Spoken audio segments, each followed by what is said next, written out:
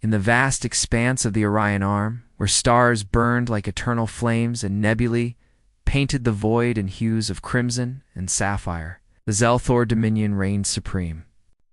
For millennia, they had traversed the cosmos, their crystalline spires piercing the atmospheres of countless worlds.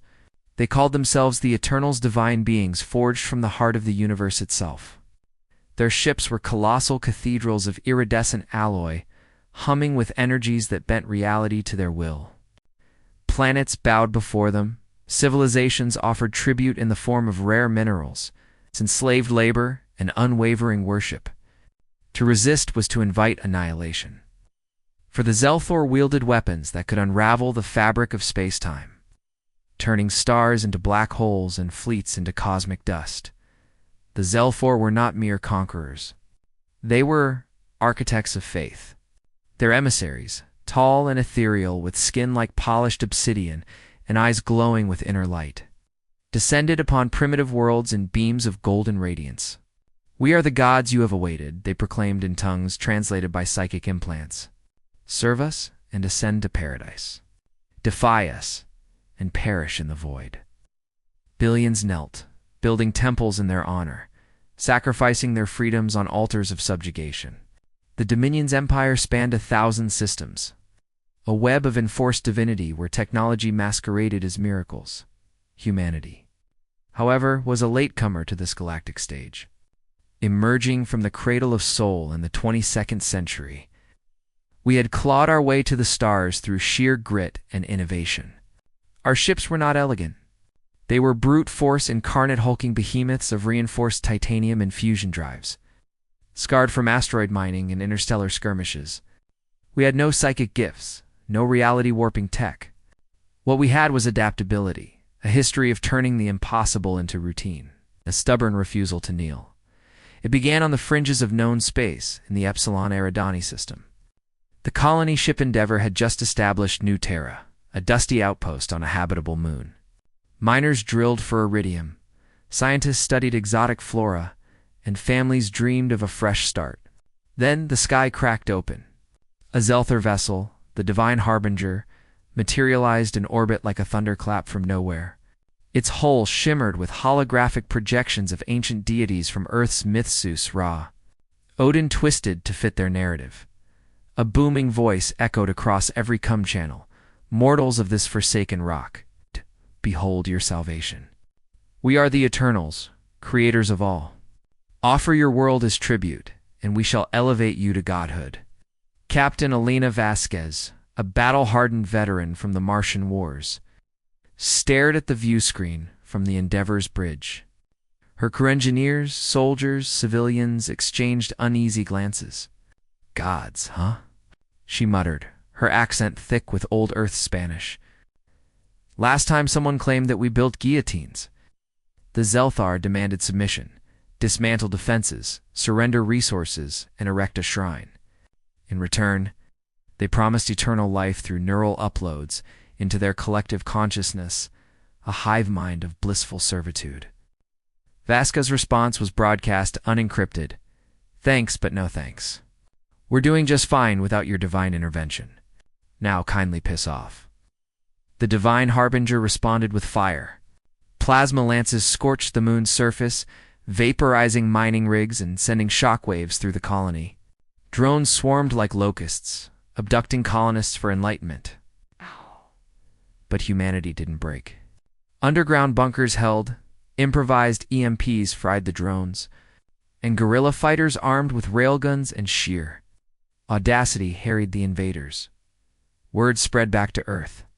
The United Terran Federation mobilized.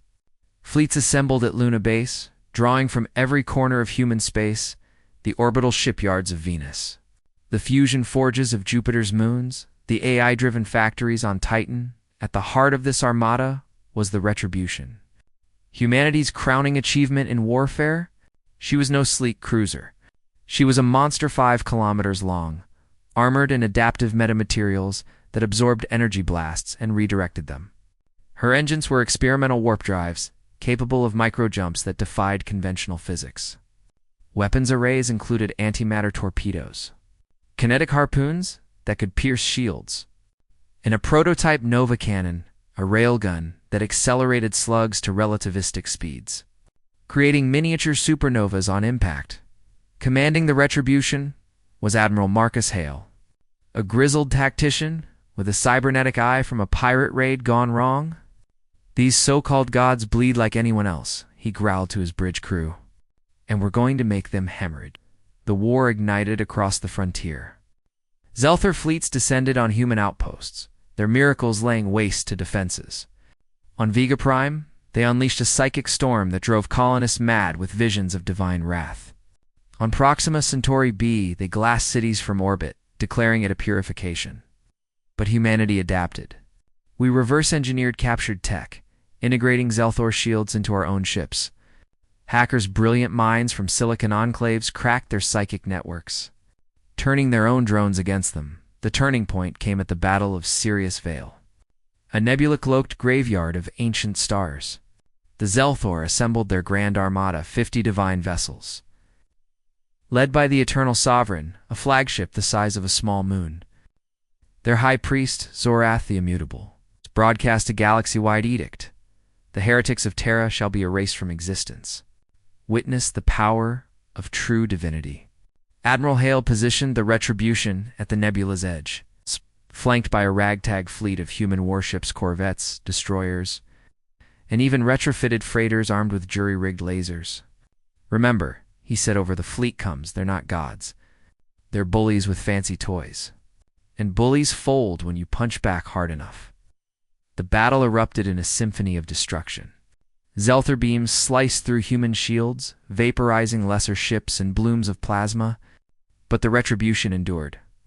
Her metamaterial shimmered, absorbing the energy and channeling it into her capacitors.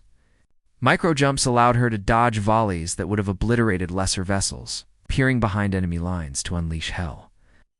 "Target their command spires?" Halley ordered. Antimatter torpedoes streaked through the void, detonating in brilliant flashes that cracked Xelthar hulls.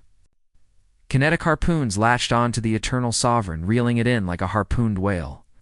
Xelthar countermeasures reality warps that bent space failed against human ingenuity.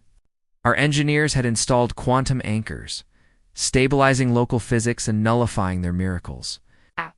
As the Retribution closed in, Zorath's voice cracked with desperation. "Impossible. You are insects before our might." Hale smirked. "Insects with nukes."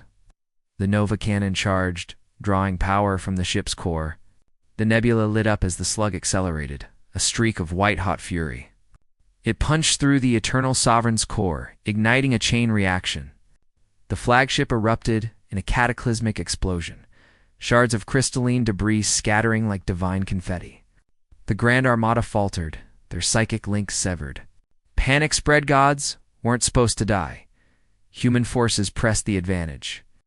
Boarding parties in powered exosuits stormed surviving ships, fighting hand-to-hand against ethereal warriors. Xelthar blades hummed with energy, but human vibroknives and plasma rifles proved equally lethal. In the bowels of one vessel, Sergeant Kira Novak faced a Xelthar Guardian. It towered over her, proclaiming, "I am eternal." She emptied her magazine into its chest. Not anymore. The rout was total. Surviving Xelthar ships fled, their empire fracturing. Word of the defeat rippled through the Dominion. Enslaved worlds rose up rebellions on 100 planets, fueled by smuggled human tech and the knowledge that gods could bleed. The Xelthar core worlds, once impregnable, fell to internal strife as their divine hierarchy crumbled. In the aftermath, the Retribution limped back to Earth, her hull scarred but unbowed. Admiral Hale stood on the bridge, watching the stars streak by. "We didn't just win a battle," he said to Vasquez, now his second in command. "We shattered an illusion." Humanity expanded, not as conquerors, but as liberators. We shared our tech freely, forging alliances with freed species. The Xelthar remnants scattered to the Galactic rim, reduced to nomads whispering of the demon ship that ended their reign, and in the annals of history, it was written, they claimed to be gods until humanity's warship broke their empire. For in the cosmos, true power lay not in divinity, but in the unyielding spirit of those who refused to kneel.